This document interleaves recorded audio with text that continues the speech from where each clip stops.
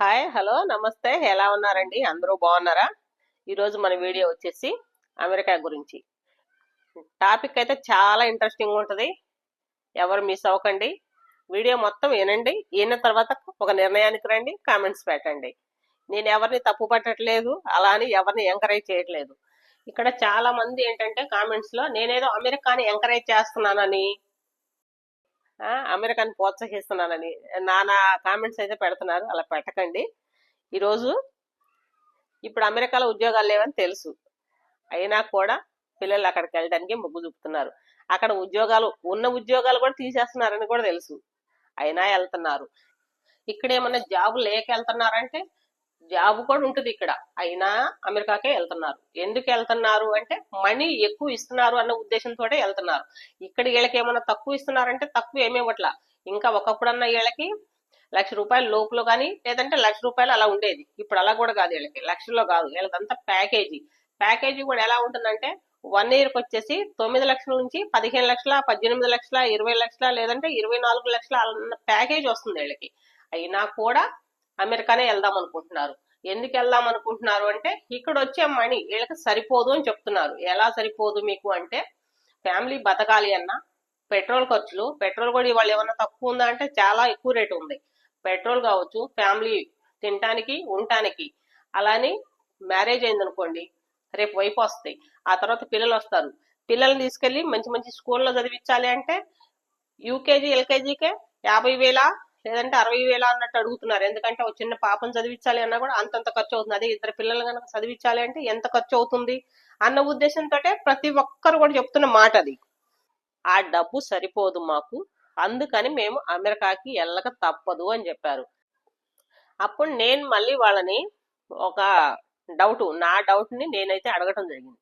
ఇప్పుడు మళ్ళీ మీరు అమెరికా వెళ్తే ఇప్పుడు 2 సంవత్సరాలు కానీ లేదంటే 1 సంవత్సరంన్నర మళ్ళీ మీకు జీతాలు ఏం రావు కదా, మీ లైఫ్ అంతా కూడా మళ్ళీ మొదటి నుంచి అవుతుంది. అంటే మీరు అక్కడ చదవటానికి వెళ్తున్నారు. చదవటానికి వెళ్ళి మళ్ళీ 2 సంవత్సరాలు సంవత్సరంన్నర మీరు కాలేజీలో చదవాలి. చదవటానికి మళ్ళీ ఫీజులు కట్టాలి. ఫీజులు కట్టడానికి డబ్బులు కావాలి. ఇంత కష్టపడి మళ్ళీ ఇప్పుడు మీరు ఇదంతా చేయటం అవసరమా అంటే వాళ్ళు చెప్పింది ఏంటంటే, అయినా పర్లేదు, 1 సంవత్సరంన్నర మేము మళ్ళీ అక్కడికి వెళ్ళి ఏదోలాగా మేము కష్టపడతాము. కష్టపడి కాలేజీలో జాయిన్ అయ్యి మేము మా చదువుని పూర్తి చేసి ఆ తర్వాత ఒక మంచి జాబ్ వస్తే ఒక 2 సంవత్సరాలు 3 సంవత్సరాలు ఆ జాబ్ లో కొంచెం మనీ బాగా సంపాదించి మేమైతే సెటిల్ అవుతాము అని చెప్పడం జరిగింది. మీకేమన్నా అర్థమైందా ఈ విషయం? నాకైతే బాగా అర్థమైంది. అంటే వాళ్ళకి ఇక్కడ మనీ సరిపోను రావట్లేదు అని చెప్పి వాళ్ళు అక్కడ దాకా వెళ్ళి అక్కడ 2 సంవత్సరాలు మళ్ళీ చదువు పేరుతోటి ఉండి, ఆ చదువు పేరుతోటి ఉన్నప్పుడు మరి మీరు ఎలా ఏందంటే ఇక్కడ నుంచి మళ్ళీ మీరు అంత ఖర్చు పెట్టగలరా, మరి ఇంటి దగ్గర నుంచి అంత మనీ పంపించగలరా అంటే ఏదో ఒకలాగా అని చెప్పారు. ఏదో ఒకలాగా అని చెప్పినప్పుడు నేను కొన్ని వీడియోలో కూడా చెప్తా ఉన్నాను. అదేమంటే ఒకప్పుడు ఉన్నత స్థాయి ఉన్న వాళ్ళు మాత్రమే అమెరికాకి వెళ్ళగలిగారు. ఇప్పుడైతే అలా ఏం లేదు, అందరూ వెళ్తున్నారు. మిడిల్ క్లాస్ ఫ్యామిలీలు కూడా వెళ్తున్నారు. అలా అని అసలు ఏం లేని వాళ్ళు కూడా పంపిస్తున్నారు. అప్పుడు వాళ్ళకి ప్రెజెంట్ ఆ పిల్లల్ని పంపించడానికి ఎంతో కొంత అప్పో సప్పో తీసుకొచ్చి పిల్లలు ఎలాగో చదువుతున్నారు బాగా, అందుకని పంపిస్తున్నారు అని నేను చాలా వీడియోలో చెప్తా వస్తున్నా. నాకు ఇక్కడ వీళ్ళు చెప్పింది కూడా సేమ్ అలానే చెప్పారు అనమాట. అలా చెప్పినప్పుడు నాకు అనిపించింది, ఓహో నేను మాట్లాడేదంతా బానే ఉంది కదా అని. దీనికి కొంతమంది నాకేం కామెంట్స్ పెట్టారంటే, నువ్వు అమెరికాలో పిల్లలు చదువుకోవటానికి వెళ్ళిన వాళ్ళు ఏదో వాళ్ళ తిప్పలు వాళ్ళు ఏదో పడుతున్నారులే, పార్ట్ టైం జాబులు చేస్తున్నారు, చేసుకుంటున్నారు, వాళ్ళ చదువుకు అక్కడ ఫీజులు కానీ వాళ్ళు తినటానికో ఉండటానికో కట్టుకుంటున్నారు అని నేను చెప్తున్నాను కదా కొన్ని వీడియోల్లో. దానికి పాపం వాళ్ళెవరో నాకు ఒక కామెంట్స్ పెట్టారు. ఏమనంటే, ఇండియా నుండి అమెరికా వచ్చిన పిల్లలు ఎవరైనా సరే పార్ట్ టైం జాబ్ చేసుకోవచ్చు అని నువ్వు ఎంకరేజ్ చేస్తున్నావు. నువ్వు అమెరికా నుండి ఇండియా వెళ్ళేటప్పుడు కానీ ఇండియా నుండి అమెరికా వచ్చేటప్పుడు కానీ నిన్ను ఇమిగ్రేషన్ దగ్గర ఆపి పోలీసు వాళ్ళు లోపలేస్తే ఒక పని అయిపోతుంది. కానీ నాకైతే ఏం అభ్యంతరం లేదు, లోపలేసి అంత తప్పుగా నేనైతే ఏం మాట్లాడలేదు. ఎందుకంటే ఇప్పుడు 10 మంది బాగుండాలి, అందులో మనం ఉండాలి అనుకునే మనస్తత్వం నాది. ఇప్పుడు అమెరికా ఏమైపోతే మనకెందుకు, మన పిల్లలందరూ అక్కడ బాగుండాలి అనుకుంటున్నా నేను, అంతే. దానికి అది తప్పు అంటే తప్పే ఉందబ్బా, కష్టపడి పని చేసుకోమని చెప్తున్నా నేను. పార్ట్ టైం జాబ్ అంటే ఏమైంది, అదే కష్టపడి పని చేసుకోవటమే కదా. ఇప్పుడు ఇక్కడ చేసినా అక్కడ చేసినా ఏదైనా కష్టపడి పని చేసుకుంటే తప్పేముంది. కాకపోతే ఇక్కడ మనీ తక్కువ వస్తున్నాయి కాబట్టి అక్కడ దాకా వెళ్తున్నారు. అక్కడ దాకా వెళ్ళి వాళ్ళు పార్ట్ టైం చేసుకుంటున్నారు. ఇందులో నన్ను తీసుకెళ్లి లోపల వేస్తే మీకేం వచ్చిందబ్బా, నాకు అర్థం కాక అడుగుతా. సర్లే, ఇలాంటి కామెంట్స్ మనం ఏం బాధపడవలే గాని, ఎందుకంటే ఎవరో మైండ్ సెట్ వాళ్ళది, ఎవరో మాట్లాడాలి అనుకున్నది వాళ్ళు కామెంట్స్ రూపంలో పెడుతున్నారు. ఓకే, నో ప్రాబ్లం, పెట్టుకోండిలే. కానీ ఎందుకంటే ఇట్లాంటి వాటికి మనం ఏం భయపడేది లేదు, బాధపడేది కూడా లేదు. ఇప్పుడు ఇంకొక విషయం, ఇదేంటంటే ఆల్రెడీ వీళ్ళకి మంచి జాబు, మంచి శాలరీ, మంచి పొజిషన్ లోనే ఉంటున్నారు వీళ్ళు. మ్యారేజ్ అవుతుంది, పిల్లలు ఉంటున్నారు, అలాంటి వాళ్ళు కూడా వెళ్ళడానికి మొగ్గు చూపుతున్నారు. కానీ వాళ్ళకి ఎలా అంటే వాళ్ళ ఆఫీస్ తరపున పంపిస్తారు. పంపించినప్పుడు వీళ్ళు వైఫ్ని పిల్లల్ని తీసుకెళ్ళడానికి కూడా వీలు పడదనమాట. కొన్ని కొన్ని నెలల తర్వాతనో, లేదంటే అంతే కొన్ని నెలల తర్వాతనే పంపించడానికి అవకాశం అలా ఉంటుందంట. అయినా కూడా వీళ్ళు వెళ్ళటానికి మొగ్గు చూపుతున్నారు. వాళ్ళని అడిగితే వాళ్ళు ఏం చెప్తున్నారో తెలుసా? వాళ్ళు కూడా ఎందుకు మీరు ఇప్పుడు అక్కడ దాకా వెళ్తున్నారు అంటే, అక్కడికి వెళ్తే ఇప్పుడు మాకున్న శాలరీ డబుల్ అయిద్దని, లేదంటే త్రిబుల్ అయిద్దని, కొంత ఖర్చులకు పోయినా కూడా మాకు ఇంకా చాలా మిగిలిద్దని, అక్కడికి వెళ్ళాము అంటే ఒక 10 ఏళ్లలో ఇండియా వచ్చి మేము ఇల్లు కట్టుకోగలము, లేదంటే ఒక మంచి కారు కొనుక్కోగలము, లేదంటే అక్కడైనా సెటిల్ అయిపోగలము అన్న ఉద్దేశంతో మేము వెళ్తున్నాము. అదే గనక ఇండియాలో ఉంటే మాకు ఇక్కడ వచ్చే జీతానికి కనీసం ఒక 10 సంవత్సరాల లోపు ఇల్లు కొనలేము, కట్టలేము. అలా అని చెప్పేసి మాకు నచ్చిన కారు కూడా కొనుక్కోలేము. అందుకని వెళ్తున్నాము అని చెప్పే వాళ్ళే ఎక్కువ మంది ఉన్నారు. వీళ్ళకంటే ఇంకా ముందెళ్ళిన పిల్లలు అయితే అమెరికాలో ఉన్నారు కదా, వాళ్ళు వీళ్ళు కంపేర్ చేసుకుంటా ఉంటారు అనమాట ప్రతిదీ. ఆ పిల్లలు చెప్పే విధానం కూడా వీళ్ళకి ఏంటంటే, ఫ్రెండ్స్ ఉంటారు కదా చాలా మంది, ఆడపిల్లలకైనా మగ పిల్లలకైనా. ఈ ఫ్రెండ్స్ చెప్పేది ఏంటంటే, అరే బాబు నేను నెలకి 10 లక్షలు సంపాదిస్తున్నా, నువ్వెంత సంపాదిస్తున్నావు? అరే బాబు నేను రోజుకి 5 గంటలే పని చేస్తున్నా, లేదు నేను 6 గంటలే పని చేస్తున్నా, లేదంటే నేను 10 గంటలు పని చేస్తున్నా, నేను ఇంత సంపాదిస్తున్నా అని చెప్పే వాళ్ళు ఎక్కువ మంది ఉన్నారు. అలా చెప్తున్నారు కాబట్టి ఇప్పుడున్న పిల్లలకు కూడా ఏమైందంటే, వెళ్దాము, అక్కడికి వెళ్ళిన వాళ్ళు ఏమన్నా మనకంటే ఎక్కువ చదివారా, లేదు వాడికి ఏమన్నా మనకంటే ఎక్కువ మార్కులు వచ్చినాయా, లేదు మనకంటే ఏమన్నా వాడేమన్నా చదువులు ఏమన్నా బెటరా, ఏం లేదు కదా, వాడు అన్ని నాకంటే తక్కువే ఉన్నాడు, వాడు అలాంటి వాడు అక్కడికి వెళ్ళి అంత సంపాదిస్తున్నాడు అంటే నేను కూడా వెళ్తే నేను కూడా అక్కడ ఇంకా సంపాదించగలను కదా అన్న మోజులు అయితే వెళ్తున్నారు. చాలా మంది పిల్లలు అలానే వెళ్తున్నారు. కానీ నేను ఇక్కడ ఇంకొక విషయం కూడా చెప్తున్నా, ఇలా వెళ్ళేటప్పుడు చాలా గోల్తో వెళ్తారు. కానీ అక్కడికి వెళ్ళిన తర్వాత చాలా మంది పిల్లలు, నా దృష్టికి వచ్చిన వాళ్ళని కొంతమందిని చెప్తున్నా, అంటే వాళ్ళ పేర్లు చెప్పను నేను, ఆడికి వెళ్ళిన తర్వాత కూడా వాళ్ళు రూపాయి సంపాదించకుండా, అసలు జాబ్ లేకుండా, ఏదో టైం పాస్కి లేదంటే వాళ్ళు బతకటానికి మనీ సంపాదించుకోవటం, ఇంట్లోనే కూర్చోవటం, అంటే రూమ్లోనే కూర్చుంటున్నారు.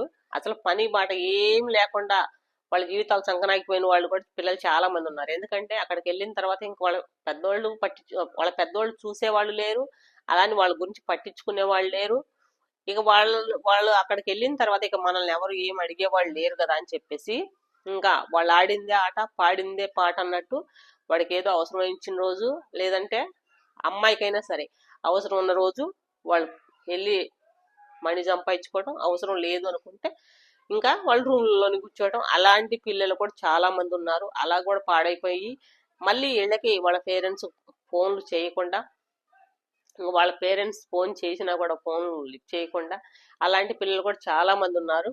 అలా కూడా చేస్తున్నారు. ఇప్పుడు మన పిల్లలు అక్కడికి వెళ్ళి ఏదో సాధిస్తారు అని కొంతమంది తల్లిదండ్రులు ఒక ఆశతో పంపిస్తే, ఆ పిల్లలు కొంతమంది అక్కడికి వెళ్ళిన తర్వాత అలా తయారవుతున్నారు. అలా తయారవటమే కాదు, ఇంతకు మించి కూడా ఇంకా చాలా వాళ్ళు చెడిపోయే పిల్లలు కూడా ఉన్నారు. డ్రగ్స్కు బానిస అవుతున్నారు ఇండియా నుంచి వెళ్ళిన పిల్లలు. ఇండియా నుంచి అక్కడికి వెళ్ళిన తర్వాత కొంతమంది పిల్లలు డ్రగ్స్కి కూడా బానిస అవుతున్నారు. డ్రగ్స్కే కాదు ఇంకా చాలా చాలా చేస్తున్నారు. ఇంకా అవన్నీ కూడా మనం వీడియోలో చెప్పకూడదు, అందుకని చెప్పేసి నేను ఇంకా అవన్నీ మన వీడియోలో చెప్పట్లేదు. మనం చెప్పకపోయినా న్యూస్ ఛానల్స్ వాళ్ళు చెప్తానే ఉన్నారు ఎక్కడ ఏం జరిగింది, ఎవరు ఏం చేస్తున్నారు అని. ఇక్కడ రూముల్లోకి వెళ్ళిన తర్వాత కొంతమంది పిల్లలు ఉంటున్నారు కదా, ఆ పిల్లలు కూడా ఎలా ఉంటారంటే, అందులో మంచి వాళ్ళు ఉంటారు, చెడ్డ వాళ్ళు ఉంటారు, అందరూ కలిసి ఒకే రూమ్ లో ఉంటారు. ఇక్కడ నుంచి పంపించేటప్పుడు పిల్లలు చాలా పద్ధతిగా పర్ఫెక్ట్గా ఉన్న పిల్లలు వెళ్తారు. వెళ్ళినా కూడా అక్కడికి వెళ్ళిన తర్వాత అంతమంది పిల్లలు వాళ్ళ మైండ్ సెట్, ఒక్కొక్కళ్ళ మైండ్ సెట్ ఒక్కొక్కలాగా ఉంటది. ఆ పిల్లలు అందులో చెడగొట్టే పిల్లలు చాలా మంది ఉండొచ్చు, దానివల్ల ఈ పిల్లల మైండ్ కూడా పాడైపోతుంది. పాడైపోయి అక్కడికి వెళ్ళిన తర్వాత అందరూ కలిసి గోల్మాల్ చేసే ఆలోచనలో ఎక్కువ మంది ఉంటున్నారు. కాబట్టి సాధ్యమైనంత వరకు పిల్లల లైఫ్ ఇక్కడ బాగుంది అనుకుంటే ఇక్కడే ఉంచడానికి ట్రై చేయండి. అంతేగాని ఇక్కడ బాగా సంపాదిస్తున్నా కూడా అక్కడ దాకెళ్ళి ఆడేదో ఇంకా ఎక్కువ మనీ సంపాదిస్తారని, లేదంటే త్వరగా సెటిల్ అవుతారని ఇలాంటి ఆశలు పెట్టుకొని అక్కడ దాకా పంపించి లేనిపోయింది చేతులారా మన పిల్లల్ని మనమే చెడగొట్టిన వాళ్ళం అవుతున్నాము. ఇది మాత్రం 100% నిజం. ఇక్కడి నుండి వెళ్ళేటప్పుడు పిల్లలకి ఎంత తపన గోలు ఉందో అక్కడికి వెళ్ళిన తర్వాత కూడా అలానే ఉంటే బానే ఉంటది. అలా కాకుండా వాళ్ళకి అక్కడ కాలేజీలో జాయిన్ అయ్యి ఆ చదువు పూర్తయ్యే లోపే వాళ్ళ ఆలోచనలన్నీ కూడా మారిపోతున్నాయి. ఎందుకంటే ఇంక ఇక్కడ దాకా వచ్చాము, ఇంకంతా కూడా మనకు ఫ్రీడమ్. ఇప్పుడు అమెరికాలో ఫ్రీడమ్ ఎంత ఉందో అన్నదో అందరికీ తెలుసు. మంచి ఎంత ఉందో చెడు కూడా అంతే ఉంటది అక్కడ. అలాంటప్పుడు ఇక్కడ మనల్ని ఎవరు చూస్తున్నారు, ఎవరు పట్టించుకుంటున్నారు, మనల్ని అడిగే వాళ్ళు ఎవరున్నారు అని చెప్పేసి వాళ్ళ మైండ్ సెట్ మారుతుంది. మారి వాళ్ళ అవసరానికి మాత్రమే ఇక డబ్బు సంపాదించుకుంటున్నారు. కానీ అదే తప్పనక వాళ్ళు డబ్బు సంపాదించుకోవడానికి ఇష్టపడలేదు. ఇంకోటి ఏంటంటే ఇప్పుడు చాలా మంది మళ్ళీ కూడా అనొచ్చు, ఇంత ఇంత తపనగా ఉన్నోళ్ళు అక్కడికి వెళ్ళిన తర్వాత ఎందుకు చేయరు అని.